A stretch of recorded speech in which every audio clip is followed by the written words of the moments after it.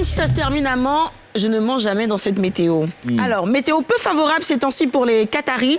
Selon une enquête du Sunday Times, des journalistes, des avocats ou encore l'ancien patron du foot européen Michel Platini ont été les cibles de hackers indiens engagés par les Qataris justement afin de protéger la réputation du Qatar dans le cadre de l'organisation de la Coupe du Monde de football à venir. C'est un coût supplémentaire porté à l'édifice qatari qui semble vaciller de plus en plus entre boycott, controverses, annulation de fan zone ou encore plaintes pour désastre environnemental. La Coupe du Monde de football au Qatar a une nouvelle fois fait parler d'elle avant même d'avoir commencé.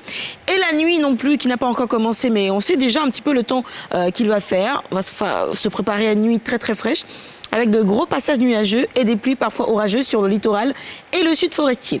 Des éclaircies pour les communautés du village Hatchan qui se préparent en vue du retour du tambour Gigi Ayokwe. Alors, c'est une pièce imposante en bois qui mesure 3,31 mètres de long et qui pèse 430 kilos. Le tambour Gigi Ayokwe a été confisqué en 1916 par l'administration coloniale française et actuellement conservé au musée du Quai Branly. C'est une pièce qui devrait prochainement être restituée par la France aux communautés Bidjan. Et en ce qui concerne donc la restitution du temps en Côte d'Ivoire, on assistera à une grande intrusion solaire demain. Le ciel confisquera aussi des rayons solaires sur l'enseigne du territoire ou l'ensemble du territoire national. Et puis c'est définitivement la saison de KS Bloom. Grand gagnant. J'ai un petit souci avec les lettres ce matin. Voilà, grand gagnant de l'édition. Kaolin aussi. Peut-être, si ça se trouve. Lisse. Grand gagnant de l'édition 2022 du prix international des musiques urbaines et du coupé décalé. Prix MUD en abrégé. Le rappeur gospel KS Bloom, qui avait déjà remporté le prix du meilleur chantre de l'année, a été sacré prix MUD d'or en présence d'un parterre de personnalités du monde du showbiz.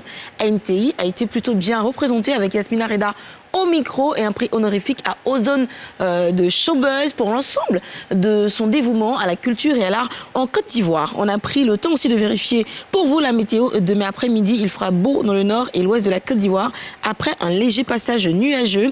À Abidjan, il fera 24 degrés. À Boaké et San Pedro, 23 degrés.